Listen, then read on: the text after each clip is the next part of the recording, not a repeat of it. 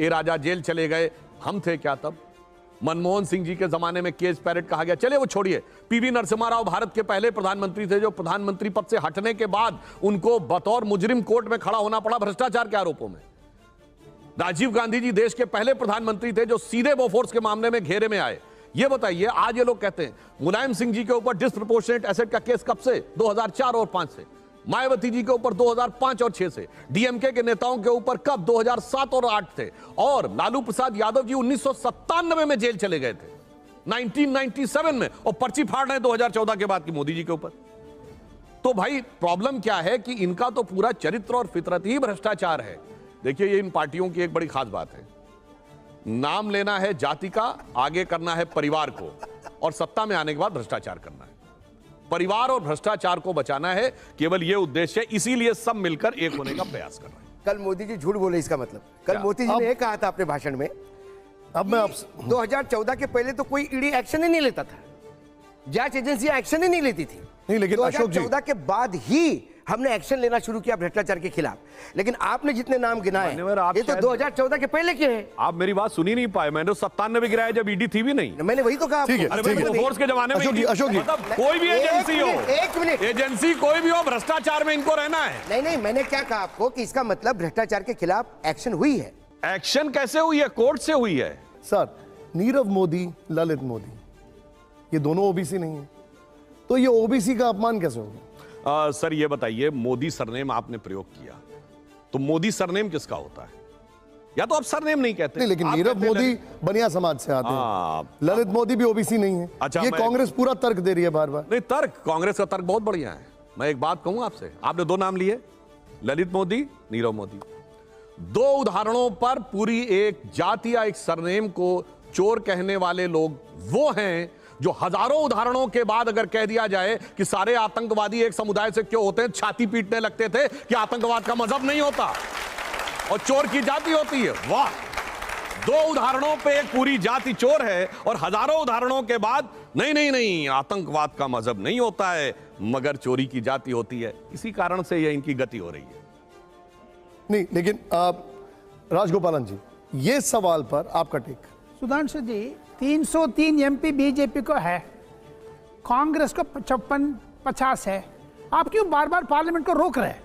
303 होने के बावजूद भी पार्लियामेंट चलाना चाहिए था, क्यों पार्लियामेंट को रोकना? इसमें आपको क्या अनुभव मिल रहा है? एक तो मैं ये बात ऑन द लाइटर नोट कह दूं, एक दौर था जब हमारे 2 एमपी होते और आज कितने? 303। ये जनता के आशीर्वाद से हुआ है। जहां तक रोकने की बात है, देखिए वहां पे बहुत स्पष्ट बात। 303 वैसे भारत की एक बहुत पुरानी बंदूक भी है जो आप बता रहे हैं। नहीं, हाँ, मैं ये कह रहा हूं, आप सरकार की आलोचना करिए, हम तैयार हैं। आप भाजपा की आलोचना करिए, हम तैयार हैं। आप मोदी जी के विरुद्ध जितना विश्वमन करना है करिए। आपने क्या क्या नहीं बोला, मौत का प्रकार, मौत तरीका, ये मरेंगे, ये होगा, जाति बोधक शब्द बोले और ये कहा तू चाय बेच, सब चलता है। अगर आप भारत का अपमान करेंगे कि भारत में डेमोक्रेसी खत्म हो गई है और आप कहेंगे so called defenders of democracy, यही वर्ड यूज है, Europe and America, defenders of democracy, why they are not reacting, तब तो फिर आप भारत की सार्वभौमिकता यानी सोवरेनिटी ऑफ इंडिया, भारत के कॉन्स्टिट्यूशन, भारत के लोकतंत्र का अपमान कर रहे हैं। तब हमने कहा माफी मांगो। बाकी तो आप गाली बकते रहे, मोदी जी की बोटी बोटी काटने से लेके इसकी मौत मरेगा, उसकी मौत मरेगा, सब बोल लिया। हम उसके ऊपर माफी मांगने को हमने नहीं कहा, हमने इस पे माफी मांगने का। और दुख किस बात का हुआ? स्वतंत्रता के अमृत महोत्सव वर्ष में उस इंग्लैंड की धरती से आपने जाके कहा जिन्होंने हम पे हुकूमत की थी। अरे चलिए कोई बात नहीं, आपको मोदी जी के प्रति, भाजपा सरकार के प्रति बहुत घृणा है, एक आध बार कुछ अच्छी बात भी बोल देते। जैसे मोदी जी ने कहा कि हम बिगेस्ट डेमोक्रेसी नहीं है, we are the mother of democracy. उस इंग्लैंड में जहां खड़े होकर राहुल गांधी ने बोला, वहां कहा जाता ना डेमोक्रेसी शुरुआत कब से हुई? मैग्ना कार्टा 1215 में आया। अरे बोलिए ना, कर्नाटक में अनुभव मंडपम 11वीं शताब्दी से चल रहे थे भगवान बासवन्ना के समय में। ये बोलिए ना, चोल साम्राज्य में बाकायदा इलेक्टेड रिप्रेजेंटेटिव होते थे 10वीं शताब्दी से। ये बोलिए कि वैशाली का पहला गणराज्य था 2500 साल पहले का। वेदों के जमाने में सभा समिति विदत गण बैठकर लोकतांत्रिक तरीके से निर्णय लेते थे। आज भी राज्यसभा और विधानसभा और लोकसभा शब्द वहीं से आया। परंतु चलिए, कभी एक बार भी राहुल गांधी ने यह शब्द कभी बोले हो बताइए? यानी भारत की लोकतांत्रिक परंपरा के लिए तो कभी कुछ नहीं बोला। और ऐसा नहीं कांग्रेस नेताओं ने बोला है, प्रणब मुखर्जी जी ने बोला है जी। नरसिम्हा राव जी ने बोले हैं कई बार ये बात, मगर राहुल गांधी जी नहीं बोलते। इसलिए लगता है कि भारत की गौरवशाली परंपरा के बारे में 4 बातें बोल के फिर आप कह देते हैं आज हमें लग रहा, हम फिर भी मान लेते हैं कि देश का सम्मान करते हैं, पर जो उन्होंने बोला वो देश के प्रति अवमानना थी, इसलिए उसमें माफी के बगैर कोई चीज संभव नहीं। ठीक है, अब मैं आपको कुछ सुनाना चाहता हूं। प्रियंका गांधी, उनका एक बयान सुनाता हूं, जरा इधर लेके आइए, और उसके ऊपर मैं सुधांशु जी आपसे सवाल पूछूंगा। प्ले ऑन करिए प्रियंका गांधी का एक सवाल, और स्टूडियो में जरा ऑडियो ऑफ करेगा सुधांशु जी, देखिएगा जरा यहाँ पर। हम उधर आए? नहीं, आप उधर ही बैठिए प्लीज, कोई बात। हाँ, एक आदमी का कितना अपमान करोगे, कितना अपमान करोगे? क्या यही है इस देश की परंपरा? आप परिवारवादी कहते हैं, तो भगवान राम कौन थे? भगवान राम को वनवास में भेजा गया, उन्होंने अपने परिवार, अपनी धरती के प्रति अपना धर्म निभाया। क्या भगवान राम परिवारवादी थे? क्या पांडव परिवारवादी थे कि वो अपने परिवार की संस्कारों के लिए लड़े? अब सुधांशु जी, यहां पर बड़ा सवाल है परिवारवाद, जिसको लेकर आप जाहिर तौर पर, अभी आप कर्नाटक में कल प्रधानमंत्री जी ने भी इस पर बोला है, प्रियंका ने उसका जवाब दिया, आपका टेक इस पर? देखिए, पहली बात, कहां भगवान राम और कहां राहुल गांधी, तो कुछ तो सोचना चाहिए। दूसरी बात, मुझे प्रसन्नता भी है, देखिए इसमें मेरे मन में मिश्रित अनुभूति आ रही है प्रियंका जी का बयान सुन के, क्योंकि महात्मा गांधी की समाधि पर खड़े होकर जहां हे राम लिखा है, उस राम को काल्पनिक कहने वाले, श्री राम मंदिर के विरुद्ध खड़े होने वाले, श्री राम मंदिर के विरुद्ध जिनके नेता वकील का चोला ओढ़ के खड़े होते थे, राम भक्त कारसेवकों पे गोली चलवाने वाले, कम से कम राम की याद तो आई। ये मेरे लिए सुखद अनुभूति है। अब परंतु मुझे यह लगता है कि उनके मन में जो भाव आया, शायद भारतीय संस्कृति का उनको पता ही नहीं है। अरे भगवान राम परिवार के लिए थोड़ी थे। क्या लिखा है रामचरितमानस में जब भगवान राम का जन्म हुआ? विप्रधेनु सुर संत हित, लीन मनुज अवतार, निज इच्छा निर्मित तनु, माया गुण गोपार, संपूर्ण विश्व के कल्याण के लिए वो आए। और एक और बात कहूं, तुम्हारा भाई यदि गलत है, इसके बावजूद आप अपने भाई के पक्ष में खड़े हैं, यह राम की नहीं रावण की परंपरा है। कुंभकर्ण को पता था मेरा भाई रावण गलत है, फिर भी उनके साथ खड़े थे। सुनिए, और पांडवों की परंपरा क्या है कि मेरे भाई यदि गलत हैं तो मैं उनसे भी लड़ जाऊंगा, क्योंकि अभ्युत्थानम धर्मस्य तदात्मानम सजान में हम। तो इसलिए मुझे लगता है, देखिए एक और बात कहूं, कांग्रेस की गति जानते क्या हो गई? महाभारत में एक बड़ी प्रसिद्ध उक्ति है कि जब दुर्योधन है, उससे कहते हैं विदुर, भाई तुमको भी तो शास्त्र पढ़ाया गया है, धर्म क्या है, सत्य क्या, तुम्हें नहीं पता क्या? तो दुर्योधन कहता है, जानामि धर्मम नचमे प्रवृत्ति, जानामि अधर्मम नचमे निवृत्ति। सत्य और धर्म क्या है मुझे पता है, पर मेरी उसमें प्रवृत्ति नहीं है। असत्य और अधर्म क्या है मुझे पता है, मेरी उससे निवृत्ति नहीं है। तो वही कारण है कांग्रेस के लिए यह तथाकथित सत्याग्रह में न सत्य के लिए प्रवृत्ति है, न असत्य से निवृत्ति है। देखिए, मैं बात कर रहा हूं भाषा शैली की। एक बार आपको सुनाता हूं एक और बयान, जरा ध्यान से देखिएगा, और आपके बड़े कैबिनेट मंत्री हैं जिनका बयान है, आप देखते ही समझ जाएंगे। और जरा स्टूडियो में वॉल्यूम लाउड करेगा, सुनाइए जरा एक बार। The other day you said I am not apologize because I am not Savarkar. Do you know the contribution of people like Savarkar ji? And you're getting, as I said, getting an ass to run a horse's race. That's my comment. अब ये बहुत चिंताजनक है। अब इन्होंने जो आपत्तिजनक शब्दों का इस्तेमाल किया आपने सुना। इन्होंने किस तरीके से कहा कि घोड़ों की रेस में गधे दौड़ रहे हैं। क्या ये अपमान नहीं है? क्या आप इस बयान का समर्थन करेंगे? देखिए, अगर कोई बात किसी संदर्भ में कही गई, जहां तक तो बयान की बात है, तो उस बयान को मैंने अभी आपके सामने देखा, परंतु मैं ये कहूंगा, यह बात किसी को आपत्तिजनक लग सकती है, मैं मानता हूं, मगर वो लोग कहेंगे जो कहते थे बोटी बोटी काट दूंगा। नहीं, तो उसका जवाब कैसे दिया? नहीं, ये नहीं मैं कह रहा हूं। मैं ये कहना चाह रहा हूं, बिल्कुल वीर सावरकर के साथ कांग्रेस की तुलना नहीं हो सकती। जमीन आसमान का अंतर। क्यों नहीं हो सकती वो बता रहा हूं। और कुछ हद तक जो उन्होंने बात कही, शब्द अनुचित होंगे, परंतु अगर आप देखें तो तुलना के अंदर एक बात है कि जमीन आसमान का अंतर कैसे। वीर सावरकर भारत के एकमात्र स्वतंत्रता सेनानी है जिनको 2 जन्मों का कारावास हुआ, और कब हुआ? 1910। और जाके चेक करिए, 1910 में कांग्रेस का अध्यक्ष एक ब्रिटिश सरकार का सेक्रेटरी विलियम वेडनबर्न था। आप ब्रिटिश सरकार के सेक्रेटरी की सदारत में बैठे हुए थे और उस आदमी के खिलाफ बोल रहे हैं जिसको ब्रिटिश सरकार ने 2-2 जन्मों के कारावास की सजा दी। और दूसरा मैं करना चाहता हूं, कभी कभी जानते क्या होता है, आदमी अपनी वंश परंपरा नहीं समझता है।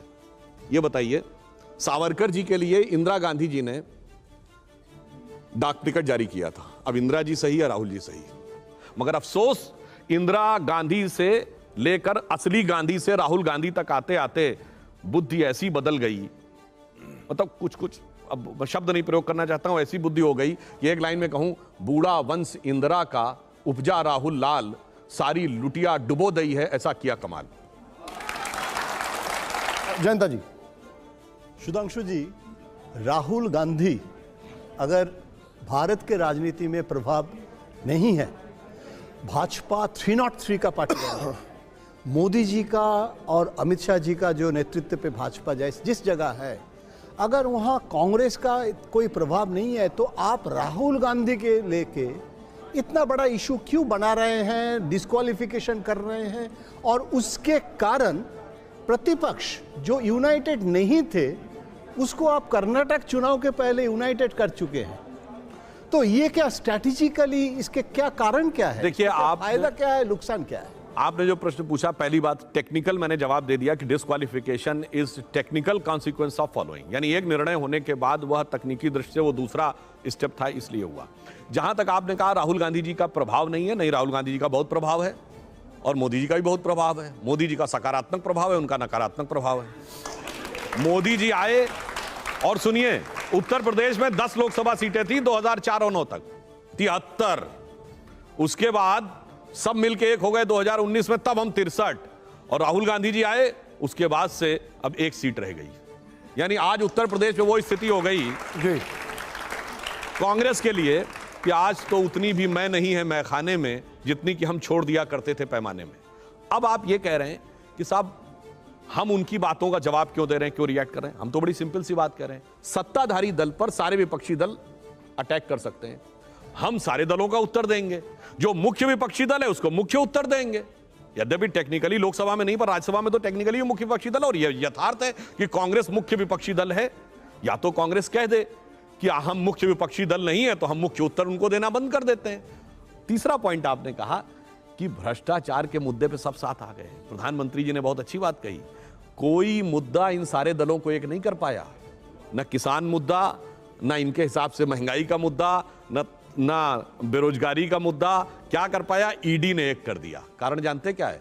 अरे कोई साथ में नहीं आया है जी, सब अपने अपने दर्द से बेहाल हैं। वो गीत नहीं सुना है, कौन रोता है किसी और की बात पे दोस्त, सबको अपनी ही किसी बात पे रोना आया। और इतना नहीं, उनके आगे की लाइन क्या है? आगे की हालत उनकी ये है कि कभी खुद पे कभी हालात पे रोना आया, और जब केस निकलते हैं बात निकली तो हर एक बात पे रोना आया। जयशंकर जी, आपका सवाल जी। भाई निशांत, देखिए, सुधांशु जी भाजपा के सर्वश्रेष्ठ प्रवक्ताओं में से एक हैं, ये मैं मानता हूँ। पढ़े लिखे हैं, तार्किक बातें करते हैं। अभी इन्होंने बहुत सारी बातें कही, मैं थोड़ा सा वक्त जरूर लूँगा कि पॉइंट वाइज मैं भी इनसे थोड़ा सा बात कर लूँ। जैसे इन्होंने कहा कि अडानी का इन्वेस्टमेंट राजस्थान में हुआ, अडानी का इन्वेस्टमेंट सबसे ज़्यादा छत्तीसगढ़ में हुआ। उसमें क्या राहुल गांधी अडानी के साथ गए थे इन्वेस्टमेंट करवाने के लिए? ऑस्ट्रेलिया में जब अडानी गए थे तो नरेंद्र मोदी जी साथ में गए थे। स्टेट बैंक की चेयरमैन अरुंधति भट्टाचार्य भी साथ में थी। जब माइंस की लीज दी गई थी उस समय इन्होंने मिलकर वहाँ समझौता कराया था। एक दूसरा, ये अगर वो शॉर्ट सेलिंग की बात हिंडनबर्ग ने की कि उसने शेयर खरीद लिया था, शॉर्ट सेलिंग में शेयर बेच दिए, तो विपक्ष तो यही मांग कर रहा है कि जेपीसी जांच करा लो। जेपीसी जांच कराइए, दूध का दूध पानी का पानी हो जाएगा, उसमें क्या प्रॉब्लम है? पहली बात, इसमें कोई ऐसी नई बात नहीं है। अनेक बार प्रधानमंत्रियों के साथ जब बिजनेस डेलीगेशन जाते हैं तो बहुत सारे बिजनेसमैन जाते हैं और कॉन्ट्रैक्ट साइन होते हैं। नहीं, लेकिन वहीं पे बैठ के स्टेट बैंक का चेयरमैन अब लोन सैंक्शन नहीं करता है। नहीं, वहां पे हुआ नहीं हुआ वो एक अलग विषय था। वहां पे अलग बात, दूसरी भागिए मत। अरे भाई बात तो सुनिए मान्यवर, घुमाइए आपसे जो बात कहना चाह रहे हैं, घुमाइए मत। देखिए, नहीं, घुमाने की कोई बात नहीं है। घुमाने की बात तो जानते क्या है? ठीक है। घुमाने की बात आपने कितनी सहजता से कह दिया। राहुल गांधी कहे थे क्या छत्तीसगढ़ और वहां पर? जी हां, राहुल गांधी कहे थे। मैं चुनौती से कह रहा हूं, उस समय कर्नाटक में थी राहुल गांधी जी की यात्रा। जब अशोक गहलोत जी के साथ अडानी की फोटो आई और उनसे पूछा गया तो जिंदगी में पहली बार राहुल गांधी ने अडानी जी बोला है। और कहा कि अगर हमारी स्टेट में 60,000 करोड़ का इन्वेस्टमेंट आ रहा है तो हम स्वागत कर रहे हैं। तो कहे भैया उनकी अनुमति से हुआ है, अब तो कह दो कि हटा दो। और अब टेक्निकल जवाब देता हूं। इन्होंने कहा जेपीसी गठित कर दीजिए। अब चूंकि आपने कहा JPC joint parliamentary committee Bharat की संसद की होगी, तो भारत के किसी भी संस्थान को बुला सकती है कि आप आइए और अपना स्टेटमेंट दीजिए। तो सेबी, एलआईसी वगैरह ने तो कोई ऐसा इशू नहीं उठाया है। हिंडनबर्ग ने, हिंडनबर्ग एक विदेशी कंपनी है। आप मुझे भारत के संसद का या कानून का वो क्लॉज बता दीजिए जिसमें भारत की संसद की कमेटी किसी विदेशी कंपनी को जो भारत में काम न कर रही होती तो हम उसको बुला लेते, उसको बुला सकती है और वो आके अपीयर हो जाएगी। मुझे बता दीजिए सर, मैं आपकी एक जानकारी के लिए बता दूं, जब बोफोर्स के लिए जेपीसी बनी थी तो बाकायदे विदेश गई थी। वो जेपीसी गई थी वहां पे जांच वहां से जाके स्वीडिश कंपनियों के साथ बात करके जांच की। एक बात वो छोड़ दीजिए। दूसरा सवाल जो है सर, मैं आपके बोफोर्स पे क्लैरिफाई मैं आपके दूसरे सवाल पे आऊंगा। सर, बोफोर्स की जांच ऐसा नहीं कि ऐसे हुई थी। राजीव गांधी सरकार के फाइनेंस मिनिस्टर विश्वनाथ प्रताप सिंह ने एक एजेंसी हायर की थी फेयरफैक्स, जिसने शेयर मार्केट में हुए घोटालों की जांच की थी, उसमें आई थी। तो ये भारत सरकार के वित्त मंत्रालय की जांच से आई थी। ठीक है, अच्छा एक मिनट, अब सर मैं आ रहा हूं, सबके पास आ रहा हूं। मैं चाहूंगा एक बार जरा हमारे जितने भी यहाँ पर लोग हैं, सर एक मिनट आ रहा हूं, एक मिनट नहीं, मैं एक मिनट आ रहा हूं आपके पास। मुझे एक रैपिड फायर राउंड करना है, पहले जोरदार तालियां हो जाएं। सुधांशु जी, सवाल मैं आपसे पूछूंगा, आप जवाब पॉलिटिकल या एपॉलिटिकल या पर्सनल दे सकते हैं, लेकिन जवाब जरूर दीजिएगा। क्या पहले सवाल के लिए आप लोग तैयार हैं? तैयार हैं कि नहीं है? पहला सवाल दिखाइए जरा यहां पर फोटो के साथ। पहला सवाल जो मैं आपके सामने लेके आ रहा हूं, जरा ध्यान से देखिए। पहला सवाल, बेहतर गांधी कौन, राहुल गांधी या वरुण गांधी? तालियां होनी चाहिए पहले इस बार। सुधांशु जी, बेहतर वो होता है जो राष्ट्रवाद के साथ होता है। इन दोनों में से कौन है? समझने वाले समझ रहे हैं, ना समझे वो अनाड़ी है। अरे आप समझा दीजिए, मैं अनाड़ी हूं। सर, मैंने आपको अनाड़ी नहीं समझता हूं सर। नहीं अब मेरा दूसरा सवाल, बीजेपी की दोस्त कौन है, ममता बनर्जी या मायावती? बताऊं, ये दो बुआ हैं, एक लखनऊ वाली एक कलकत्ता वाली, दोनों भतीजों से परेशान है। क्या आपकी दोनों से दोस्ती नहीं है? साहब, दोनों भतीजों से परेशान हैं, हम क्या बता सकते हैं। प्ले ऑन करिए सर। बेहतर राजनेता कौन, ओवैसी या केजरीवाल? देखिए, दोनों में क्या बराबरी की जा सकती है, बेहतर बताएं कौन है। सर एक जवाब दीजिए। सर एक लाइन, जो उधर वाले हैं दुम दुम धड़म धड़ैया रे, सबसे बड़े लड़ैया रे। इधर वाले हैं, मुझे दुनिया वालों शराबी न समझो, पीता नहीं हूं पिलाई गई है। अब लड़ैया और शराबी में कौन बेहतर, वो आप निर्णय लीजिए। अच्छा, हिंदू हृदय सम्राट कौन, हिंदू हृदय सम्राट कौन, लाल कृष्ण आडवाणी जी या योगी आदित्यनाथ जी? हिंदुत्व के विशाल भवन की नींव रखने वाले लाल कृष्ण आडवाणी जी और कंगूरे तक ले जाने वाले योगी आदित्यनाथ जी। एक चुनना है आपको, प्लीज एक चुनना है। आपने दोनों का फिर एक्सप्लेनेशन दे दिया, एक बताइए मुझे। मान्यवर, ऐसा है, वो उनके पिता तुल्य हैं। जो पिता तुल्य लोगों से तुलना नहीं की जाती है, प्रेरणा ली जाती है। आखिरी सवाल, देश का आदर्श विचार क्या है, महात्मा गांधी जी या नाथूराम गॉडसे? एक चुनना है सर। बिल्कुल, आपने बहुत सही कहा। गांधी का राजनैतिक दर्शन, गांधी का भजन और गांधी का वाक्य ही आदर्श है। गांधी का राजनैतिक दर्शन था राम राज्य, गांधी का अंतिम शब्द था हे राम, गांधी का रोज का भजन था रघुपति राघव राजा राम। नाथूराम गोडसे ने गांधी के शरीर की हत्या की, और जिस दिन हलफनामा देके कोर्ट में कहा गया कि राम काल्पनिक थे, उस दिन गांधी की आत्मा की हत्या हुई। ठीक है, अब मैं कुछ सवाल यहां से लेना चाहूंगा। अब अवधेश जी मेरे साथ है। अवधेश जी, पूछिए अपना सवाल। सुधांशु जी, मैं जरा टोन चेंज करता हूं। आपकी पार्टी की ओर से चुनाव के पहले 2 बड़े संदेश निकले हैं। कर्नाटक की सरकार ने मुसलमानों का 4% आरक्षण बंद कर दिया, क्योंकि और वहां ईश्वरप्पा जी कह रहे हैं कि हमारी सरकार अगर आएगी तो हम मस्जिदों से लाउड स्पीकर हटा देंगे। दूसरी ओर प्रधानमंत्री जी ने कल कहा, जिसकी चर्चा अभी हुई है, कि भ्रष्टाचारी एक साथ हो रहे हैं, तो क्या भारतीय जनता पार्टी आगामी विधानसभा चुनाव, लोकसभा चुनाव के पहले एक ओर वोटों का इसी आधार पर लोगों का ध्रुवीकरण चाहती है और दूसरी ओर भ्रष्टाचार के आधार पर राजनीतिक ध्रुवीकरण की ओर देश को ले जाना चाहती है? पहली बात आपने कही तो बहुत स्पष्ट कर देना चाहता हूं, भारत के संविधान में धार्मिक आधार पर आरक्षण का कोई प्रावधान नहीं है। कोर्ट एक नहीं कई बार स्ट्रक डाउन कर चुका था।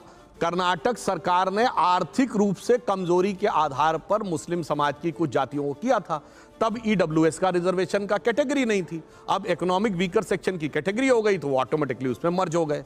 अब ईश्वरप्पा जी ने यह कहा यदि कि हमारी सरकार आएगी तो मस्जिदों पर से लाउड स्पीकर हटेगा, तो यह भारत के कई हाई कोर्ट्स का आदेश है कि मस्जिदों से लाउड स्पीकर हट जाना चाहिए। और वैसे मैं आप लोगों के सुलभ संज्ञान के लिए बता देना चाहता हूं, सऊदी अरब में मस्जिदों पे लाउड स्पीकर नहीं है, और सबसे बड़ा दुनिया का मुस्लिम कंट्री इंडोनेशिया, वहां भी मस्जिदों पे लाउड स्पीकर नहीं है। कहावत है ना कि नया मुल्ला प्याज ज्यादा खाता, मगर यहां जो मुल्ला नहीं है वो प्याज ज्यादा खाता। ये बड़ी समस्या है। एक सवाल है, आप कहते हैं कि राहुल गांधी ने भारत का अपमान किया, कांग्रेस का यह कहना है कि हमने ऐसा कुछ भी नहीं किया। यह उसका गलत इंटरप्रिटेशन किया जा रहा है। देखिए, शब्द यह था कि the so called defenders of democracy, Europe and America, why they are not reacting and the majority of democracy has finished in India. यही वर्ड था ना, इसमें तो कोई किंतु परंतु नहीं। अब यह बताइए, जो लोग ये कहते हैं कि बोलने की आज़ादी नहीं है, आज तो डिजिटल डाटा अवेलेबल है। पिछले 9 वर्षों में प्रधानमंत्री श्री नरेंद्र मोदी जी के विरुद्ध जितने कड़वे घटिया अपशब्दों का प्रयोग, जितने जलवाए जलाल के साथ, पूरे जमाल के साथ कांग्रेस नेताओं ने आके बोले हैं, और अब तो इतना ही नहीं हो गया है, अब तो वो साहब भाजपा नहीं एंकरों को भी धबेड़ देते हैं और फिर कहते हैं बोलने की आज़ादी नहीं। ये कितना यथार्थ के विपरीत है। और दूसरा, मुझे दुख इस बात का है, आपको पता है इस देश दुनिया में कितने % पॉपुलेशन डेमोक्रेसी में है? केवल 30%, जिसमें 16% हम हैं। अगर भारत को हटा दिए सिर्फ 14% है। Look at the entire eastern hemisphere, eastern Europe से जापान, सिर्फ 3 देशों में सस्टेनेबल कांस्टेंट डेमोक्रेसी है, जापान, ऑस्ट्रेलिया और भारत। ऑस्ट्रेलिया तो एक्सटेंशन ऑफ यूरोप है, जापान में भी कॉन्स्टिट्यूशनल मोनार्की है, pure absolute consistent democracy in the entire eastern hemisphere. हमारे डिफेंडर्स ऑफ डेमोक्रेसी हम है भाई, वो कौन होते हैं बोलने वाले? और इनकी आदत यही नहीं है। जब इनकी सरकार थी तब याद करिए, भारत के 60 सांसदों ने यूएस सीनेट को लिख के भेजा था कि मोदी जी को वीजा मत दीजिएगा, जबकि मोदी जी ने वीजा के लिए कभी जिंदगी में अप्लाई नहीं किया था। ये क्या था? भारत की संप्रभुता का अपमान, भारत के लोकतंत्र का अपमान, भारत की न्याय व्यवस्था का अपमान, कि आप दूसरे देशों में जाके गुहार लगाते हैं। इसलिए हमने कहा यह भारत का अपमान था और यह आपकी फितरत है पहले से लेके और आज तक। ठीक है। अब सुधांशु जी, मेरा आपसे एक पर्सनल रिक्वेस्ट है, अब आपको जो भी जवाब देना है वो आपके बगल में प्ले कार्ड एक रखा हुआ है, यस और नो, कैमरा सामने लगा हुआ है। आपको जो एक्सप्लेनेशन दे रहा है वो बाद में दे दीजिएगा, लेकिन पहले यस एंड नो जरूर दीजिएगा। मैं आपसे एक रैपिड फायर कर रहा हूं, बड़ा ठंडा ऑडियंस है, क्या आप तैयार हैं कि नहीं है? और अगर आपको जवाब नहीं देना है तो आप एकदम स्ट्रेट प्ले कार्ड दिखा दीजिएगा यहां पर सुधांशु जी। मेरा पहला सवाल है, मैं आपको जो अपना पहला सवाल वहां उस तरफ मुझे जाने को बताया गया, ये देखिए। अब जरा मैं अपना आपसे पहला सवाल पूछा हूं, जोरदार तालियों। सुधांशु जी, आपका कैमरा वो सामने वहां पर है। मेरा पहला सवाल है आपसे, बीजेपी में परिवारवाद नहीं है? जवाब सर यस, ओके। आप कह रहे नहीं है? अब एक्सप्लेनेशन कर दूं? एक्सप्लेन अभी करें बात। लेकिन येदुरप्पा के बेटे और हाँ। देखिए, परिवारवाद और परिवार के व्यक्ति में होने में क्या अंतर है? किसी नेता का बेटा या बेटी राजनीति में नहीं आएगा, यह प्रतिबंध नहीं लगाया जा सकता, पर पूरी पार्टी की विरासत मेरे बाद मेरे ही परिवार के हाथ में रहेगी, यह परिवारवाद है। जैसे निशांत जी एंकरिंग कर रहे हैं, अब यह नहीं हो सकता इनके परिवार का कोई व्यक्ति पत्रकारिता में नहीं आएगा या टीवी 9 चैनल नहीं ज्वाइन करेगा। पर परिवारवाद यह होता है, जब भी मैं इस शो की एंकरिंग छोड़ूंगा तो उसके बाद एंकर कोई मेरे परिवार का बनेगा, यह भाजपा में नहीं है। दूसरा सवाल, हिंदू धर्म ग्रंथों की फिर से समीक्षा होनी चाहिए, हाँ या ना? ओके, नहीं होनी चाहिए। बता दें। नहीं होनी चाहिए, ठीक है। उसका कारण बता दें। बताइए। देखिए साहब, समीक्षा वो करे जिसके पास समीक्षा लायक बुद्धि हो गई हो। और मैं उदाहरण के एक बात बोलना चाहता हूं, अभी हम नवरात्र के इस पर्व में हैं, नवरात्र का पर्व हमारा चल रहा है। यह बताइए, आदि शक्ति स्त्री के रूप में उत्पन्न हुई। मैं चुनौती से कहता हूं, दुनिया में कोई उदाहरण बताइए जहां भगवान के केस में स्त्री तत्व को स्थान दिया गया हो। इनिशियल एनर्जी शुरू हुई, सिर्फ पुरुष मानी गई, हमारे यहां स्त्री मानी गई है। और मैं एक छोटी सी बात देता हूं, युवा पीढ़ी को शायद ध्यान रहे, आपने कभी ध्यान दिया कि यहां 9 दुर्गा के रूप हैं? हमारे यहां बहुत सारे देवताओं तो अलग हैं, दुर्गा में भी 9 रूप हैं। यानी इट्स लाइक पीएचडी कि एक एक सब्जेक्ट का एक एक एक्सपर्ट है। तो जो लोग ये कहते हैं एक ही है, वो केजी वाले हैं। अब ये कहना वो हुआ कि केजी पढ़ा कोई कहे कि पीएचडी वाले की समीक्षा होनी चाहिए, तो मुश्किल है। वैसे मैं एक इंटरेस्टिंग थोड़ा समय लेते बता दूं, एक लाइन बता दूं। देखिए, जैसे ही हमारे यहाँ 9 वर्ष शुरू होता है तो शक्ति की आराधना शुरू होता है। हमारे यहाँ माना गया है कि चैत्र शुक्ल प्रतिपदा को सबसे पहले यूनिवर्स क्रिएट हुआ था। यूनिवर्स कैसे क्रिएट होगा? एनर्जी जहां से क्रिएट होगी। तो प्रथम कौन है? Shailputri, nascent energy. द्वितीयम Brahmacharini, now the chaste and pure energy. तृतीयम चंद्र घंटेति, यानी अब वो फुल्ली डेवलप्ड एनर्जी है। चौथी कुष्मांडा, अब वो प्रोजनी में भी आ रही है, समझ रहे? 5वीं स्कंद माता, अब उसमें से नए क्रिएशन हो रहे हैं, इसीलिए अंतिम सिद्धदात्री है। This is the process of evolution of energy. अब कई लोग बताएंगे और कहेंगे समीक्षा करो, पहले पढ़ तो लो, परीक्षा दे दो तब समीक्षा करो। लेकिन भागवत जी ने खुद समीक्षा की बात की है, भागवत जी ने खुद समीक्षा की बात की है कुछ ग्रंथों को लेकर। अब एक और बात बता दूं, ये जिसकी तरफ कह रहे हैं, मैं अपने आप वो विषय ले लेता हूं कि साहब रामचरितमानस में फलाना जगह एक लाइन लिखी हुई है और उसका मीनिंग ये हुआ, क्या कहा जाता है? SC, ST एंड OBC, इस समाज का अपमान है। मान्यवर, 1990 में मंडल कमीशन आया, उससे पहले ऑफिशियली सरकार की नजर में कोई OBC नहीं था। 1960 के दशक से पहले OBC वर्ड ही नहीं था। मतलब जो चीज ही 60 साल पहले नहीं थी, 600 साल पहले चेप दी जाके। SC वर्ड 1937 में आया, यानी 85 साल पहले, वो भी 500 साल पहले जाके चिपका दिया।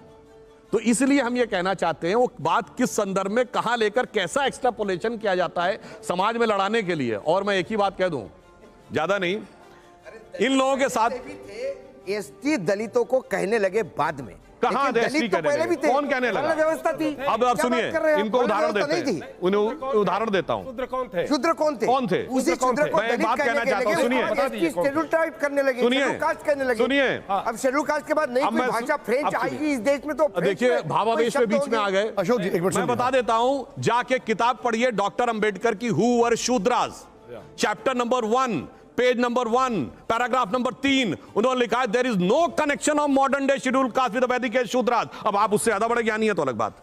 अच्छा ठीक है, अब मेरा अगला सवाल अशोक भाई प्लीज। महबूबा मुफ्ती से गठबंधन बीजेपी की भूल थी, यस और नो?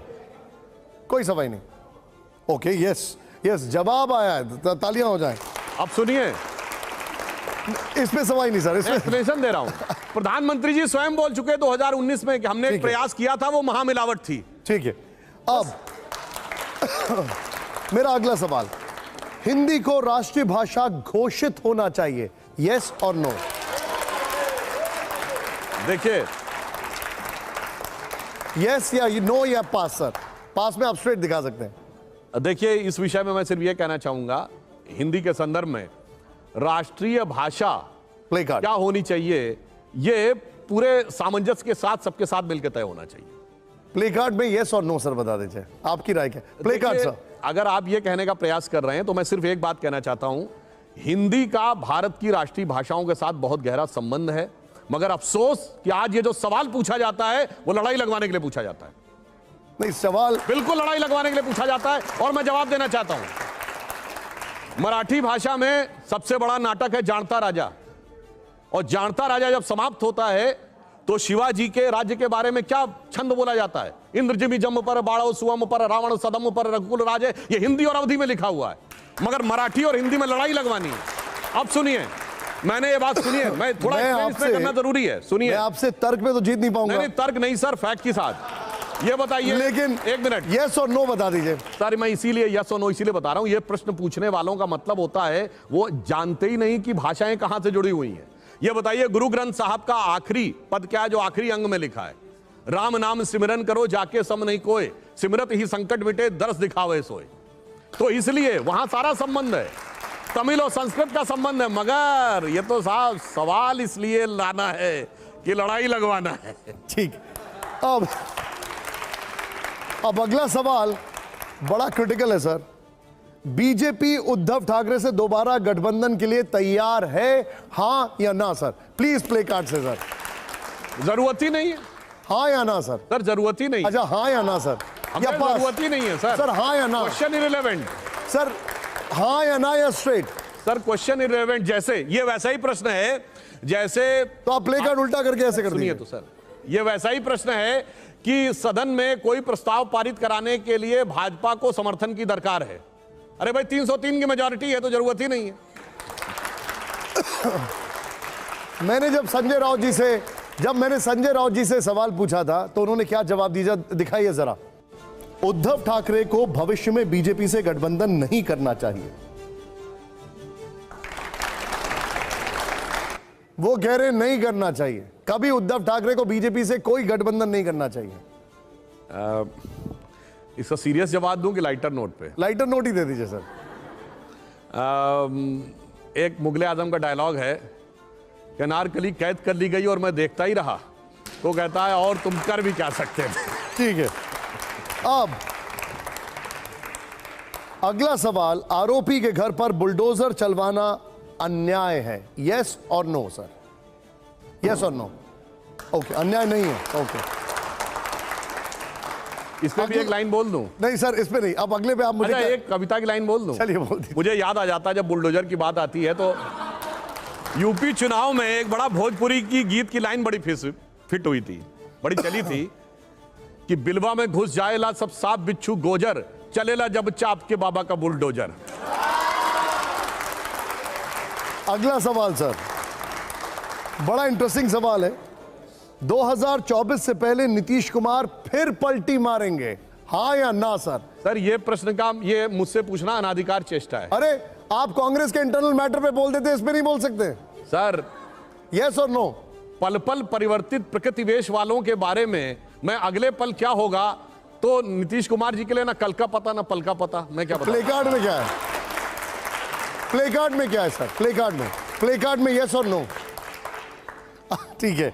जयशंकर जी अब आप अपना सवाल पूछिए। ये मेरे लिए करना जरूरी था क्योंकि इसका टाइम निकल रहा था। जयशंकर जी आपका सवाल, प्लीज। आपको इंतजार कराने के लिए माफी।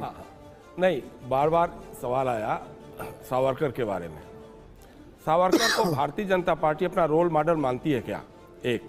दूसरा, क्या सावरकर के विचारों से भारतीय जनता पार्टी सहमति जताती है? एक तो सवाल ये हो गया। दूसरा, आपने जैसे ओबीसी के बारे में कहा, सूरत के कोर्ट के बारे में, फैसले के बारे में कहा, सूरत के कोर्ट के फैसले के बारे में कहा। पहली बात तो यह है कि सूरत के कोर्ट का फैसला, सीजेएम का फैसला है, वो 155 पन्ने का है और गुजराती में लिखा हुआ है। तो पहले तो जो वकील उसको पढ़ेंगे लोग, उसके बाद कोई अपील करेंगे या नहीं करेंगे, क्या करेंगे। फैसले में ये लिखा हुआ है कि अपने फैसले के खिलाफ ही स्टे देते हुए कहा गया है कि 30 दिन की उनको जमानत दी जाती है, 30 दिन के अंदर वो कर सकते हैं। 30 दिन के अंदर उसके खिलाफ वो अपील कर सकते हैं।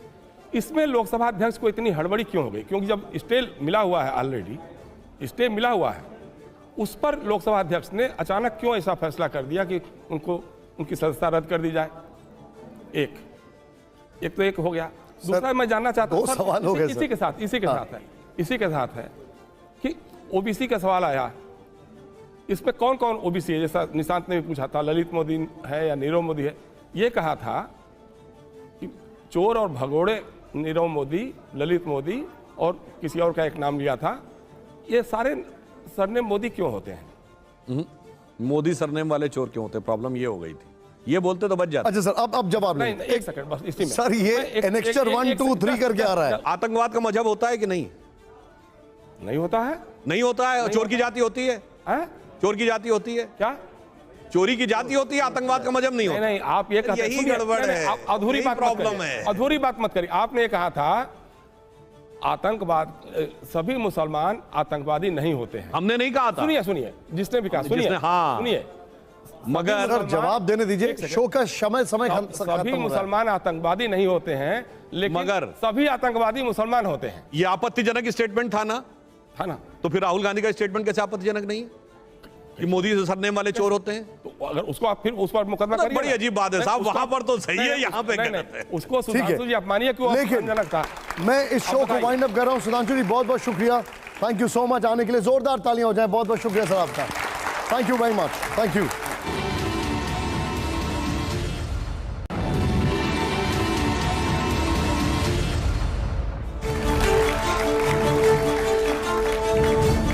नमस्कार, स्वागत है आपका। कर्नाटक चुनाव की तारीखों का ऐलान हो चुका है। 2023 का ये मुकाबला 2024 का सेमीफाइनल माना जा रहा है। तो सवाल यह है कि राहुल गांधी से जुड़ा सियासी नाटक क्या कर्नाटक का चुनावी रण है? क्या पिछले कुछ दिनों में देश ने जो देखा वो सब कुछ कर्नाटक चुनाव के लिए हो रहा था? क्या कर्नाटक चुनाव से पहले राहुल गांधी को जानबूझकर फंसाया जा रहा था? क्या राहुल गांधी को मानहानि केस में 2 साल की सजा होना, लोकसभा से उनकी सदस्यता जाना, उनका घर खाली करवाना, ये सब कुछ बीजेपी या सरकार के इशारे पर हो रहा था? या फिर कांग्रेस चुनाव से पहले कोई विक्टिम कार्ड खेल रही है? आप लोगों के मन में ऐसे कई सवाल होंगे। तो क्या आज दूध का दूध और पानी का पानी कर दिया जाए? बताइए, हाँ या ना? ओके। क्या आज देश की जनता और देश के 5 बड़े संपादकों के सामने हर सवाल का जवाब ले लिया जाए? तो चलिए बुलाते हैं हम एक ऐसी शख्सियत को जो संसद हो या बीजेपी मुख्यालय, सोशल मीडिया हो या टेलीविजन चैनल, हर जगह सरकार का पूरी ताकत से पक्ष रखते हैं और विपक्ष पर पुरजोर हमले करते हैं। टीवी 9 के इस हाईटेक स्टूडियो में स्वागत है, स्वागत करिए जोरदार तालियों से, बीजेपी के लोकप्रिय प्रवक्ता, राज्यसभा सांसद सुधांशु त्रिवेदी जी का। सुधांशु जी आपका स्वागत है, थैंक यू वेरी मच।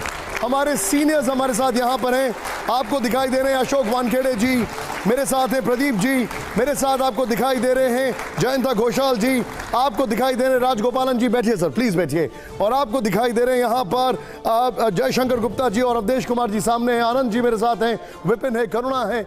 लेकिन सबसे पहले सुधांशु जी अगर बात की जाए, सबसे पहले तो पंचों को राम राम। पंचों को राम राम। ये पंचों जो हैं इनके बाद बड़े पंची सवाल भी हैं वैसे, लेकिन मैं आपसे पूछना चाहूंगा, कर्नाटक चुनाव पर मैं बात करूंगा, लेकिन पहले ये बताइए कि राहुल गांधी ने कहा कि वो नफरत के बाजार में मोहब्बत की दुकान खोल रहे हैं और आप तो पूरी दुकान ही बंद करवाने पर आ गए। राहुल गांधी जी ने जो ये बोला था कि नफरत के बाजार में वो मोहब्बत की दुकान सजाने आए हैं, पर उस दुकान में सामान कौन कौन से थे? देखिए, केरल से शुरू हुए, केरल में सबसे पहले उनकी तथाकथित भारत जोड़ो यात्रा में वो शख्स सम्मिलित हुआ जिसने सड़क पे बीफ पार्टी की थी। अब देखिए, केरल में वो फादर जोसेफ के घर पे नहीं गए जिसके हाथ काट दिए गए थे, वो तमिलनाडु में प्रवेश करते हैं तो फादर जॉर्ज पुनिया के घर पे जाते हैं, उसको साथ में लेते हैं, जो कहता है कि भारत की धरती इतनी अपवित्र है कि मैं जूता इसलिए पहनता हूं कि टच ना हो जाए। सोचिए, कर्नाटक में आते हैं तो उनका पूर्व कार्यकारी अध्यक्ष कहता है हिंदू शब्द गंदा है। महाराष्ट्र में आते हैं तो वीर सावरकर के बारे में पता नहीं क्या क्या अनाप शनाप नफरत बोलने लगते हैं। और गुजरात जाते तो नहीं है, बगल से गुजरते हैं तो गुजरात के प्रति नफरत की प्रतीक और Gandhi with guns, Gandhians with gun जैसी संज्ञा देने वाली मेधा पाटकर को साथ लेते हैं। तो मैं पूछना चाहता हूं जनाब, ये इतने जहर बुझे सामानों के द्वारा कौन सी मोहब्बत की दुकान सजा रहे थे? नहीं, लेकिन फिर अगर वो ये सब करेंगे तो क्या ये समझा जाए वो ये सब करेंगे तो उनकी सदस्यता छीन ली जाएगी? नहीं, देखिए, बंगला खाली करा दिया जाएगा। सदस्यता ये बहुत ही टेक्निकल मामला था जी। अब देखिए, जैसे इसके 2 एंगल हैं, एक है टेक्निकल और एक है पॉलिटिकल। अगर आप टेक्निकल देखें तो न्यायालय का निर्णय आ गया, अब न्यायालय का निर्णय आ गया तो सदस्यता जाना स्वाभाविक है। उदाहरण के लिए, अगर आपके चैनल में कोई व्यक्ति काम कर रहा है और किसी कारणवश उसकी अपॉइंटमेंट निरस्त हो जाता है तो फिर तो चैम्बर भी खाली करना पड़ेगा ना। तो उसी प्रकार यदि आप कोई छात्र है जिसको कि प्रवेश मिल गया किसी विश्वविद्यालय में, अब मान लीजिए वो प्रवेश गलत पाया गया, वो रद्द हो गया प्रवेश, तो फिर छात्र छात्रावास में नहीं रह सकता, फिर तो छात्रावास भी खाली करना पड़ेगा। तो वो सांसद आवास है ना। तो इस कारण से ये पूरा टेक्निकल था। इस प्रोसेस के बाद ये इस प्रोसेस का, हाँ, अगर मॉरल की बात करें या पॉलिटिकल की बात करें तो हम ये कहना चाहते हैं कि राहुल जी ये कौन सा अहंकार है। आप इंपॉर्टेंट एक बात कहूं, ओबीसी की पूरी कम्युनिटी के बारे में ऐसा शब्द प्रयोग कर देना उस पार्टी के द्वारा जिस पार्टी ने ऑफिशियली कहा अपने नेता के बारे में कि ये जनेऊधारी ब्राह्मण है। मान्यवर कोई दूसरी पार्टी होती तो दलितों पिछड़ों के अलंबरदारों ने देश में आग लगा दी होती। आज सब मौन साधना में चले गए और मौन साधना में जाके मुखर होते हैं तो केवल न्यायालय के ऊपर। आप सोचिए इनका एजेंडा क्या है। तो वहां पे माफी मांग लेते, पर क्यों माफी मांगेंगे साहब? वो तो देश के प्रति अपमान करके माफी नहीं मांगे, लोकतंत्र के प्रति अपमान करके माफी नहीं मांगे। साहब माफी क्यों मांगेंगे? साहिब आलम हैं, फर्जंद अंजुमन हैं, वली अहद सल्तनत हैं, अच्छा, माफी नहीं मांगते। सुधांशु जी, 10 मई को कर्नाटक में चुनाव है, 13 मई को रिजल्ट्स आने वाले हैं। 10 मई को चुनाव, 13 मई को रिजल्ट। उनका यह कहना है कि बंगला खाली करवाना, आप कोर्ट से सजा दिलवाना, सदस्यता छीन लेना, यह सब बीजेपी के इशारे पर हो रहा है। इरादा जो है वो कर्नाटक चुनाव की तैयारी है। वैसे जिन लोगों को यह लगता है कि कर्नाटक चुनाव से राहुल गांधी जी का कोई संबंध है, तो अब आप ये देखिए पिछले कुछ दिनों में कांग्रेस को संयोगवश एक ही राज्य में सरकार बनी है, हिमाचल में 37,000 वोट के अंतर से, पर यही वो राज्य है जहां राहुल गांधी जी नहीं गए थे।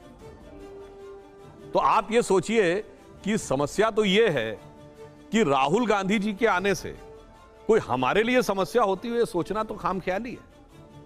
वो तो जिस राज्य में नहीं गए वहां कांग्रेस की संभावना फिर भी हो गई, और जिस राज्य में जाके जम के प्रचार कर देते हैं वहां तो सब कहानी खत्म हो जाती है। तो मुझे लगता है इसका कोई राजनीति से लेना देना नहीं है। अच्छा, लेकिन उनको एसपीजी सुरक्षा मिली हुई है आपकी पार्टी? उनको एसपीजी नहीं, Z plus, I stand correct, Z plus. आपकी पार्टी के भी कई नेताओं को यह सुरक्षा दी गई है, और ऐसे में तो बंगला जो है वो तो मिलता ही है। जोशी जी को मिली हुई है जेड प्लस, आडवाणी जी को मिली हुई है जेड प्लस। हाँ देखिए, उनको सिर्फ जेड प्लस नहीं है, मैं ही बता दूं, Z plus with ASL. ASL होता है एडवांस सिक्योरिटी लाइजनिंग, यानी जब आप जहां जाएंगे तो वहां पहले सिक्योरिटी पर्सनल्स पहुंच जाते हैं, उस पूरे जगह की सैनिटाइजिंग करते हैं, रास्ते के भी ऊपर नजर रखते हैं। ये वो सुरक्षा है जो भारत के गृह मंत्री को प्राप्त है, भारत के रक्षा मंत्री को प्राप्त है। सुरक्षा में हमने कोई कमी नहीं की। हाँ, जहां तक यह बात है कि कौन वहां पर सुरक्षा के कारण सरकारी बंगले में रहेंगे, किनके पास अपना, इसके कई सारे कारण होते हैं निर्णय लेने के। भाई किसी के पास दिल्ली में मकान नहीं है, कोई वृद्ध ज्यादा है जिसको कि ऐसी जगह पे रहना है जहां पर कि मेडिकल फैसिलिटी ज्यादा अवेलेबल हो, तो वो विषय तकनीकी है। इसीलिए मैंने कहा ये पूर्णतः तकनीकी मामला है। मगर एक इंपॉर्टेंट बात है, ये मेरा मकान कैसे कहते हैं? ये सरकारी मकान है भाई। महत्वपूर्ण बात यह है कि देश मेरा है, पार्टी मेरी है, पद भी मेरा है और मकान भी मेरा है। इस सोच से बाहर आना चाहिए। अब ये 21वीं सदी का युवा भारत मेरा नहीं, सब कुछ देश का है, इस चीज पे विचार कर। लेकिन वो तो इसके ठीक उलट कहते हैं। वो कहते हैं कि कहां ये मेरा मकान है भैया, नेहरू गांधी परिवार ने तो अपनी पूरी संपत्ति देश के लिए दे दी। कौन सी संपत्ति? 3 मूर्ति भवन नहीं, सुनिए, आनंद भवन दिया था। पहले सवाल यह पूछिए कि अंग्रेजों के जमाने में इतनी संपत्ति अर्जित कैसे की थी? भाई करोड़ों रुपए का आनंद भवन दे दिया, करोड़ों रुपए कमाए कैसे? ये बड़ी महत्वपूर्ण बात है भाई। लेकिन मोतीलाल नेहरू बहुत बड़े बैरिस्टर थे। बहुत। अब यहां बहुत अच्छा आपने सवाल किया। देखिए, हमने एक किसी किताब में पढ़ा था, तो हम इसलिए एकदम दावा नहीं करते कि 1920 के आसपास मोहम्मद अली जिन्ना की जो इनकम थी, वो बहुत बड़े वकील थे, 4,000 रुपए पर डे थी उस जमाने में, और मोतीलाल नेहरू उनसे कहीं बड़े वकील थे। तो मैं ये पूछना चाहता हूं उस जमाने